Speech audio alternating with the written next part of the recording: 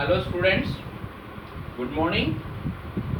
Once again I welcome you in the today science class.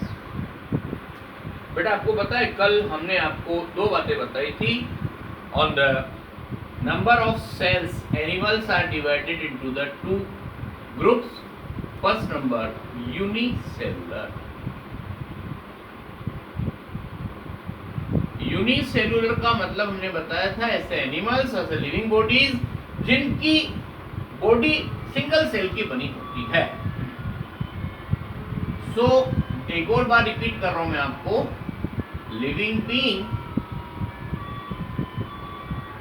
whose body okay unicellular means living beings whose body is made up of only single cell. ध्यान रखना, are called unicellular organisms.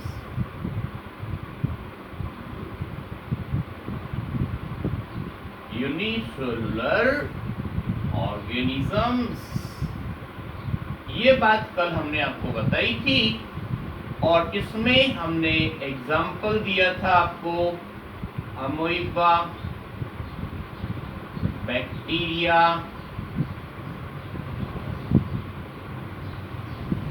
and one more thing that is paramecium.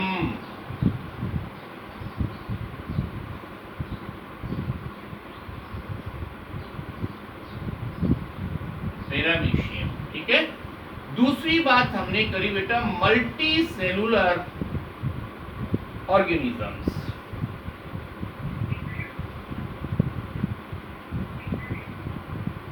Multi cellular organisms. यहां पर भी एक term आ जाएगी आगे, organisms बोलते हैं इनको. अब इसमें क्या होगा, सेम वही लैंग्वेज चलेगी, बस यहां पर मोर देन वन सेल आ जाएगा. Living organisms whose body is made up of more than one cell are called multicellular organism.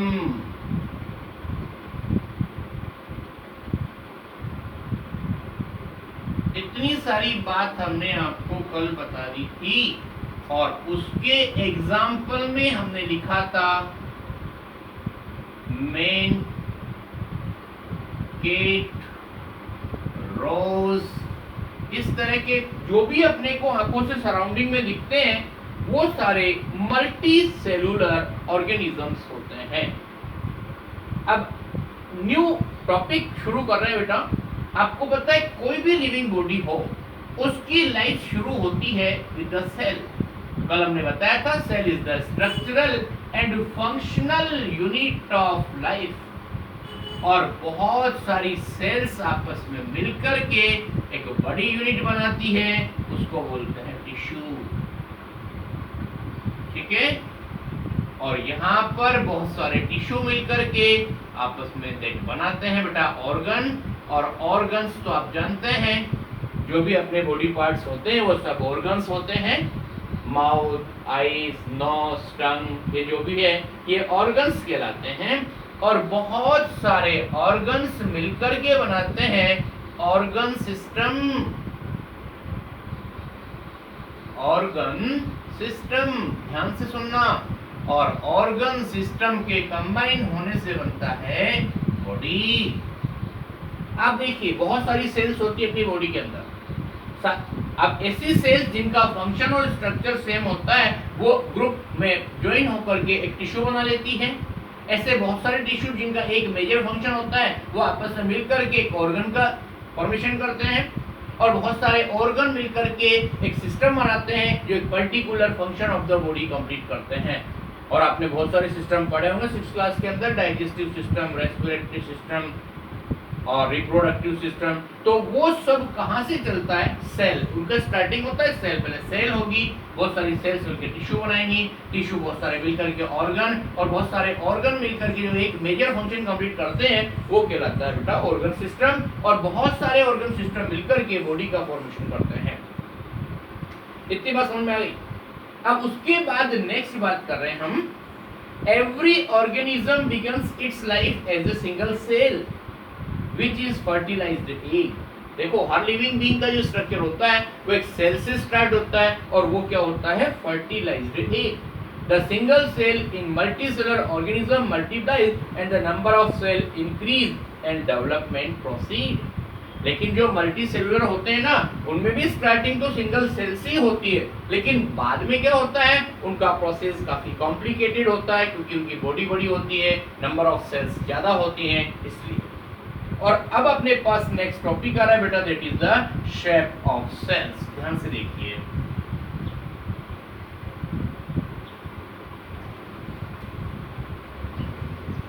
Yes, now please look our topic, that is the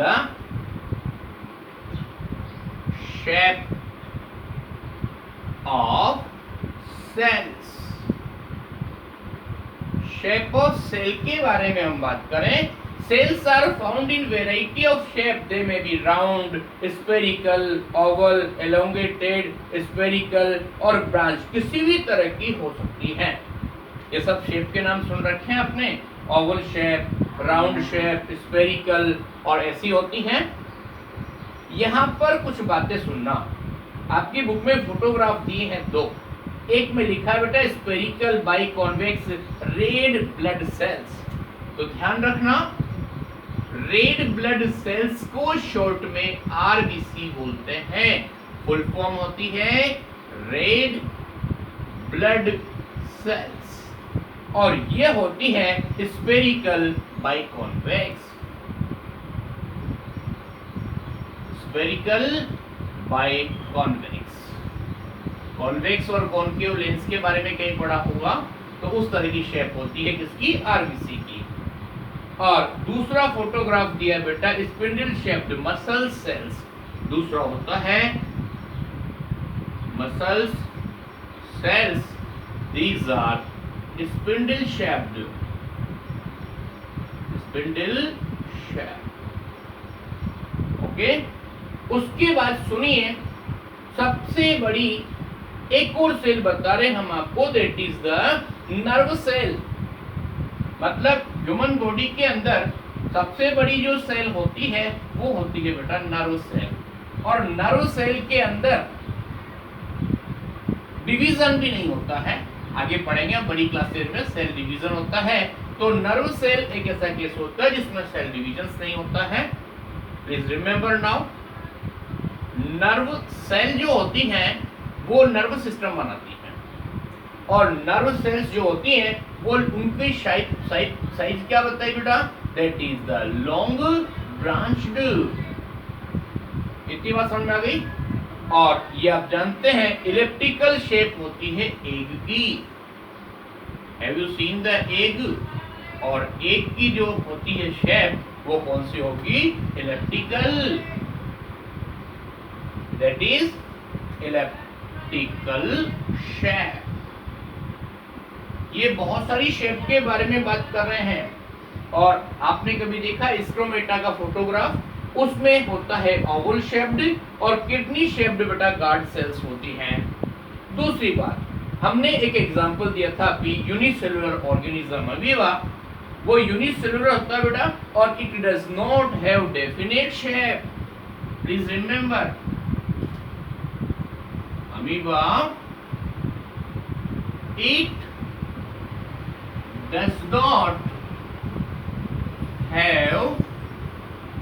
it does not have definite shape.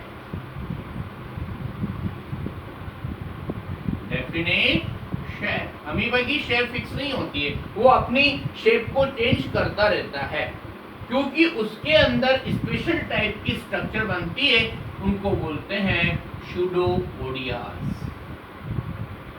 सूडोपोडियास। और सूडोपोडियस क्या होते हैं, बात सुनना।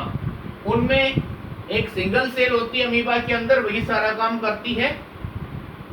Multi cellular में जितने भी function होते हैं वो सारे यूनिट सेलुलर में भी होंगे, लेकिन वो एक सेल ही सारा फंक्शन करेगी। इसकी शेप फिक्स क्यों नहीं होती है, क्योंकि उनकी जो सेल जो होती है ना, उनमें से सूडोपोडास लेग जैसी स्ट्रक्चर बनती है बेटा। तो इसमें ध्यान रखना, सूडो मीन्स होता है फॉल्स, सूडो मीन्स फॉल्स, और पोडास मीन्स होता है फीट।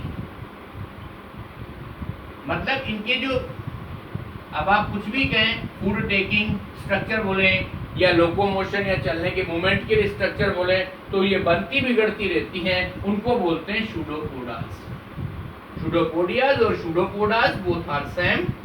सो ध्यान से सुनना, सूडो मीन्स होता है फॉल्स और पोडास मीन्स होता है फीट। एक और बात बता रहे हम आपको, WBC नाम सुना होगा आपने, अपने ब्लड के अंदर अवेलेबल होती हैं। तो उस WBC की एक इंपॉर्टेंट बात आपको बता रहे हैं। WBC की फुल फॉर्म होती है बेटा white blood cells, that is white blood cells. ये होती है WBC की फुल फॉर्म। इनकी भी शेप और साइज चेंज होती रहती है। It is not capable independent existence, लेकिन अमीबा की तरह ये फ्री नहीं रह सकती है, ये ब्लड के अंदर ही अवेलेबल होंगी। और amoeba shape of a cell due to the cell membrane and cell.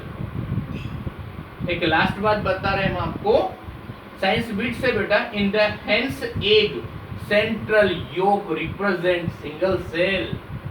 Yolk is surrounded by white albumin which is of an egg. Egg का स्ट्रक्चर आपने देखा होगा। हम बात कर रहे हैं बेटा हेन के एग के अंदर, जो बीच का सेंट्रल पोर्शन होता है योक, वो एक सिंगल सेल होती है, और योक के चारों तरफ व्हाइट स्ट्रक्चर होता है, उसको एल्बुमिन बोलते हैं। एल्बुमिन योक के लिए फूड का काम करता है, मतलब योक धीरे धीरे बड़ा होता जाएगा, और जो व्हाइट पोर्शन जो होता है एल्बुमिन, उसको एज ए फूड वो अंदर लेता जाता है। Okay, this is enough for today, and next we will complete in the next video. Thank you very much.